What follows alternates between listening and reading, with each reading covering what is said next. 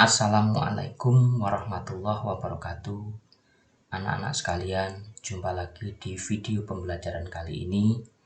Kali ini kita akan belajar tema 2, udara bersih bagi kesehatan, subtema 1, cara tubuh mengolah udara bersih, dan pembelajaran 2. Namun seperti biasanya, sebelum memulai pembelajaran, marilah kita berdoa dahulu dengan membaca basmalah.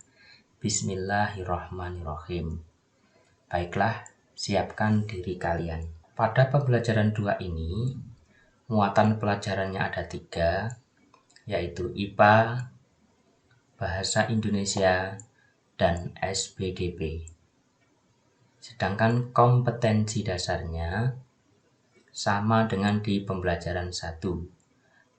Demikian juga untuk SBDP, yaitu 3.2 dan keterampilannya adalah 4.2. Pengetahuannya memahami tangga nada, keterampilannya menyanyikan lagu-lagu dalam berbagai tangga nada dengan iringan musik. Dan tujuan pembelajaran dari pembelajaran 2 ini ada 5, yaitu dengan menggali informasi dari teks bacaan, siswa mampu mendeskripsikan organ-organ pernapasan pada manusia. 2. Dengan membaca teks, siswa mampu menyebutkan informasi terkait dengan pertanyaan apa, di mana, kapan, bagaimana, mengapa, dan siapa. 3. Dengan membuat bagan, siswa mampu menjelaskan bagan cara kerja organ pernapasan manusia. 4. Dengan menyimak penjelasan dan mencermati teks informasi, siswa mampu menjelaskan ciri-ciri lagu bertangga nada mayor. Dan yang kelima, dengan mengikuti teks lagu, siswa mampu bermain alat musik sederhana.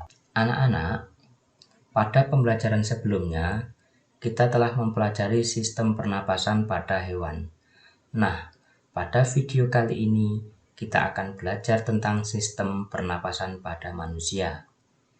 Manusia bernafas dengan menghirup oksigen dan mengeluarkan karbon dioksida. Nah, perhatikan gambar berikut. Sistem pernapasan pada manusia. Sistem pernapasan pada manusia terdiri dari hidung, tenggorokan, dan paru-paru. Hidung terdiri dari lubang hidung dan rongga hidung. Di dalam rongga hidung terdapat bulu hidung dan selaput lendir. Fungsinya, bulu hidung menyaring udara agar kotoran tidak masuk ke dalam saluran pernapasan.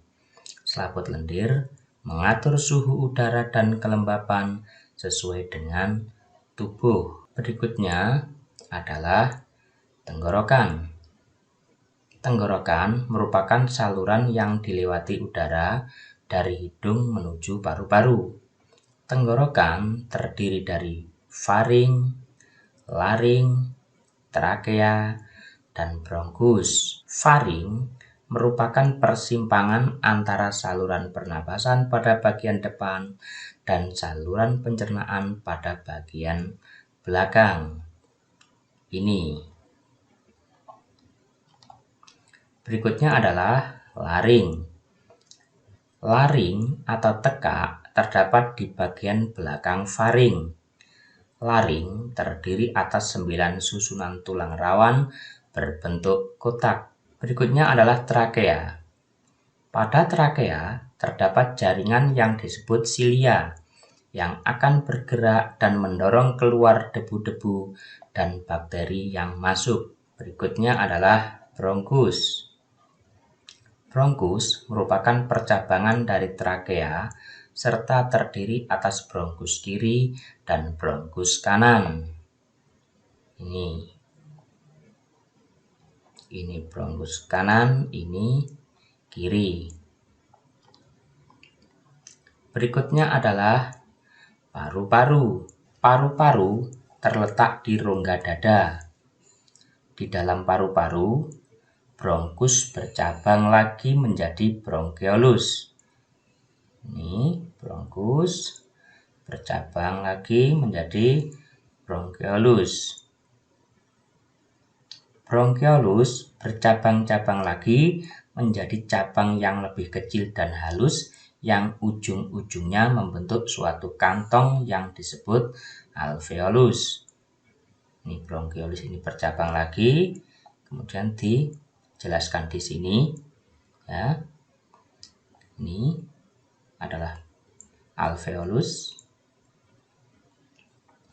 Alveolus merupakan ujung dari bronkus yang berfungsi sebagai tempat pertukaran O2 atau oksigen dan karbon dioksida.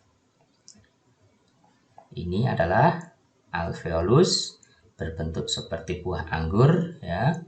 Ini dijelaskan ada pembuluh darah yang berwarna merah, ini kaya dengan oksigen.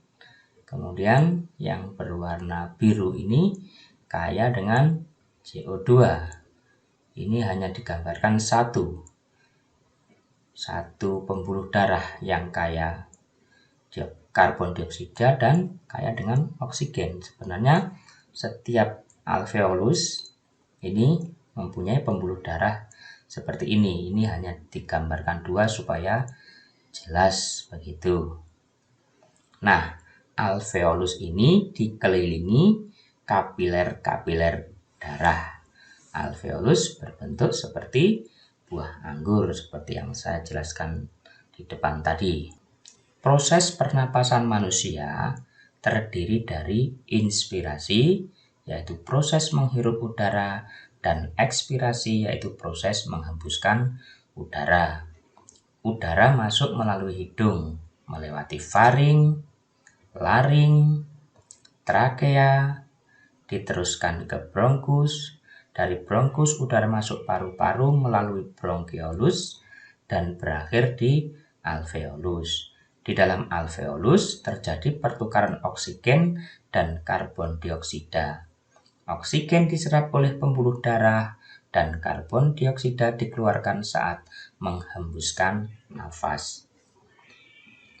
Nah, anak-anak, kita sudah belajar tentang sistem pernapasan pada manusia.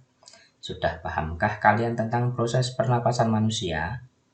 Untuk lebih memahaminya dan melatih keterampilan berpikir kalian, sekarang buatlah pertanyaan tentang organ pernapasan manusia dengan menggunakan kata tanya apa, kapan, di mana, bagaimana, dan mengapa. Namun, sebelumnya akan saya sampaikan materi tentang kata tanya.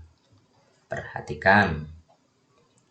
Kata tanya adalah kata yang digunakan dalam membuat kalimat tanya. Terdiri dari apa, di mana, kapan, siapa, mengapa, dan bagaimana. Untuk mudah mengingatnya, bisa kalian jadikan akronim menjadi adik Simba. A untuk apa, D untuk di mana, K untuk kapan, C untuk siapa, M untuk mengapa, dan B untuk bagaimana. Contohnya seperti ini. Kata tanya apa itu menjadi kalimat dalam pertanyaan menjadi apa saja organ pernapasan pada manusia? Maka jawabannya adalah organ pernapasan pada manusia adalah hidung, faring, laring, trakea, bronkus, bronchiolus, dan alveolus. Ini tadi adalah contoh penggunaan kata tanya, yaitu kata tanya apa. Ini saya ambil dari bacaan yang berjudul Sistem Pernapasan pada Manusia di halaman 13. Nah, anak-anak, setelah kita mempelajari tentang pernapasan manusia dan mengetahui cara manusia bernapas, kadang-kadang kita dituntut untuk mengatur irama napas, misalnya dalam menyanyi. Lambat cepatnya kita menarik napas tergantung aktivitas yang sedang kita lakukan. Sebaliknya, kita juga dapat mengatur pernapasan sesuai aktivitas yang sedang kita lakukan. Sebagai contoh, saat menyanyikan lagu, kita harus mengatur pernapasan supaya nyanyian kita lebih enak didengar. Pengaturan napas sangat penting dalam menyanyi. Jika napas kita kuat, maka suara yang dihasilkan juga kuat. Selain memiliki napas dan suara yang kuat, memahami nada juga sangat penting agar kita bernyanyi dengan benar. Salah satu unsur lagu adalah tangga nada. Apakah tangga nada itu? Nah, perhatikan. Tangga nada merupakan urutan nada yang disusun secara berjenjang.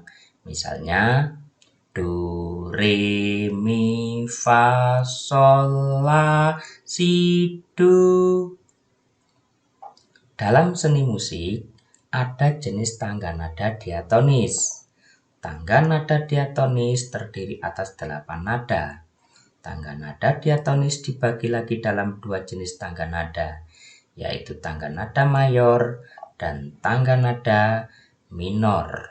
Tangga nada diatonis mayor adalah tangga nada diatonis yang susunan nada-nadanya berjarak 1, 1, setengah, 1, 1, 1, setengah.